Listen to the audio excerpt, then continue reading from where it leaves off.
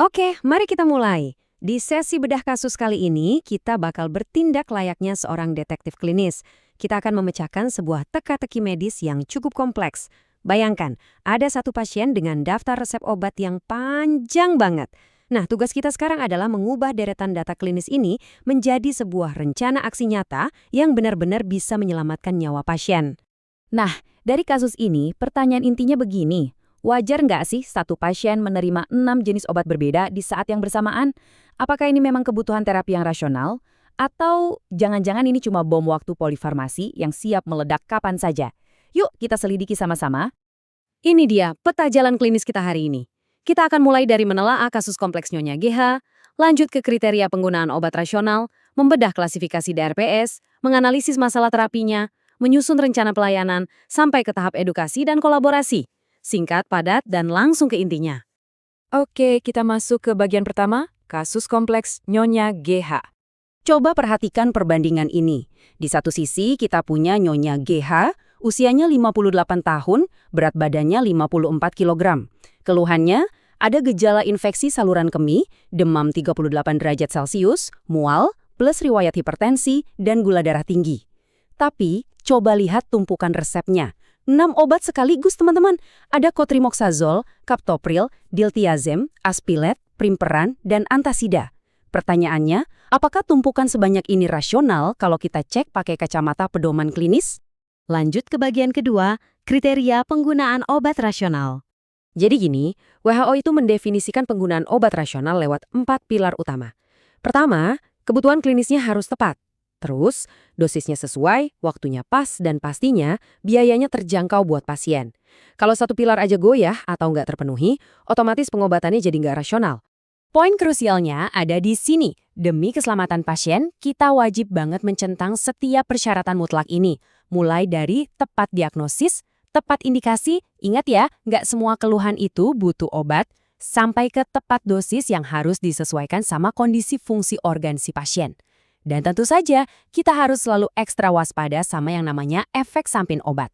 Sekarang kita masuk ke bagian ketiga, membedah klasifikasi DRPS atau Drug-Related Problems. Terus, gimana kalau kriteria-kriteria tadi diabaikan? Disinilah kita berhadapan dengan 9 klasifikasi resmi dari masalah terkait obat ini. Daftarnya sangat komprehensif loh, mulai dari pasien yang butuh terapi tapi nggak diresetkan, pemilihan obat yang salah, dosis yang over atau malah kurang, sampai ke reaksi obat yang nggak diinginkan, interaksi antar obat, dan parahnya lagi, penggunaan obat tanpa indikasi medis yang jelas. Nah, khusus buat kasus tumpukan resepnya NoGH yang kompleks tadi, kita harus berburu secara spesifik. Kita cari tahu nih, ada nggak sih dosis berlebih? Atau mungkin salah pilih obat. Kita juga harus waspada sama resiko interaksi berbahaya antar ke-6 obat tersebut. Atau bahkan, jangan-jangan ada obat yang diminum tanpa indikasi yang valid sama sekali. Oke, masuk ke bagian 4. Analisis masalah terapi pasien. Ini dia hasil investigasi klinis kita. Coba perhatikan ringkasan ini. Pertama, kombinasi captopril dan diltiazem. Ini memicu interaksi obat dengan efek sinergis yang bisa bikin tekanan darah Nyonya GH drop terlalu drastis. Ini secara fungsional udah masuk kategori overdosis loh. Lalu, antasida. Ini beresiko banget bikin interaksi serius dengan obat lainnya. Belum lagi aspilet yang bisa memicu iritasi lambung. Terus, primperan. Sepertinya ini diresepkan tanpa indikasi yang benar-benar kuat. Dan yang terakhir, cotrimoxazole. Kita harus evaluasi lagi ketepatan dosisnya, apalagi mengingat berat badan pasien cuma 54 kg. Satu hal yang perlu kita ingat, ini bukan sekedar nama-nama obat di atas kertas resep. Ini tentang gimana mekanismenya di dalam tubuh pasien. Contohnya antasida, obat ini kan mengubah pH lambung. Secara farmakokinetik, ini tuh literally memblokir penyerapan antibiotiknya masuk ke darah. Kalau begini, infeksinya nggak bakal sembuh. Di sisi lain, menggabungkan captopril dan diltiazem itu menciptakan tumpang tindih di jalur farmakodinamik yang secara signifikan naikin risiko hipotensi parah.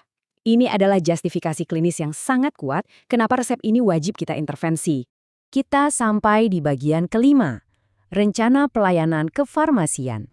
Buat beresin masalah tadi, kita sebagai apoteker punya 4 langkah terstruktur. Pertama, kumpulkan dulu database pasien, baik data subjektif maupun objektif.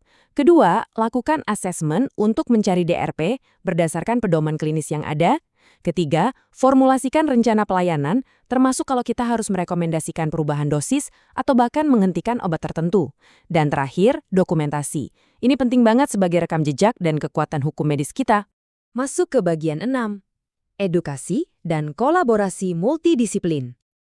Seperti yang digambarkan di sini, keterlibatan klinis apoteker itu punya satu tujuan pasti, mendorong hasil kesehatan yang positif. Apoteker mengambil tanggung jawab profesional untuk memantau resep dan berani mengintervensi, semuanya demi kualitas hidup pasien kita. Makanya kolaborasi lintas profesi itu krusial banget. Apoteker ini bertindak kayak jaring pengaman. Kita ngasih second opinion yang objektif ke dokter penulis resep sebelum obatnya sampai ke tangan pasien.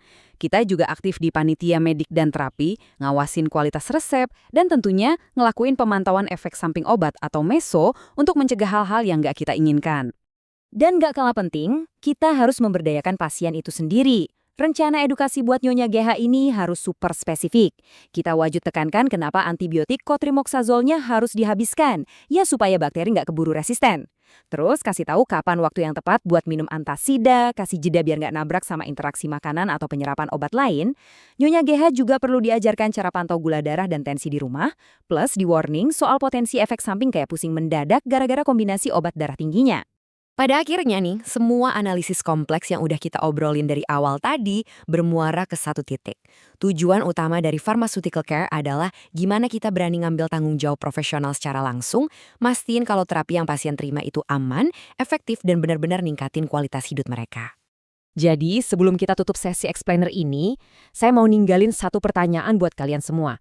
Coba pikir-pikir lagi, apakah di tempat praktek atau apotek kalian saat ini, konsep pharmaceutical care ini udah benar-benar diterapkan secara penuh buat melindungi pasien dengan resep kompleks kayak Nyonya GH? Jawaban ada di tangan kalian. Teruslah belajar dan jadilah pelindung buat pasien-pasien kalian. Sampai ketemu di bedah kasus berikutnya.